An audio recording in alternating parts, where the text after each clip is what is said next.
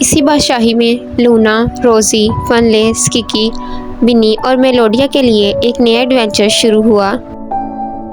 वहाँ एक पुरस्कार पैगाम मौसूल हुआ जो दोस्तों को पानी के अंदर छुपी हुई बादशाही की तरफ ले गया। पानी के अंदर की बादशाही जादुई समुंदर, मखलूकात, मरजान की चट्टानों और छुपे हुए खजानों से भरी हुई थी। दोस्तों ने मरीना नामी एक दोस्ताना जलपरी से मुलाकात की जिसने इंकशाफ किया कि मुमलिकत को एक तारीकी कुव्वत से खतरा है।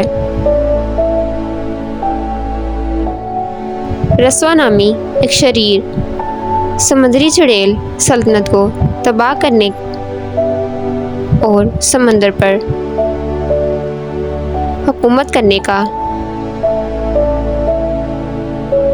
जादू किया था।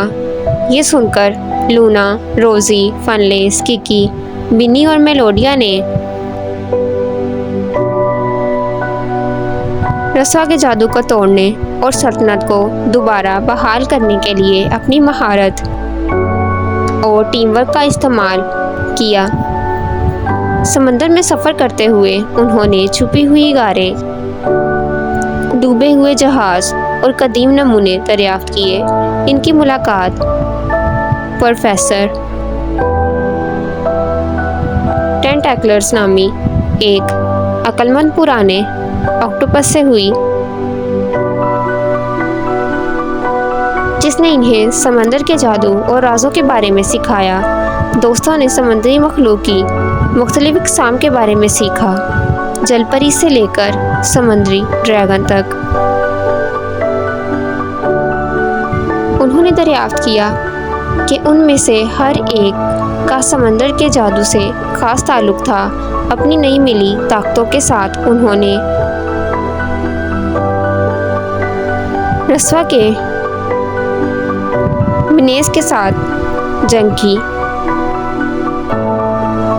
और इसकी तारीकी खो तक पहुंच गए।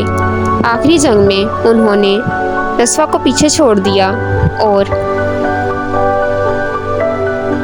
इसके तारीकी जादू को तोड़ दिया, जिससे समंदर और बादशाही में अमन बहाल हुआ।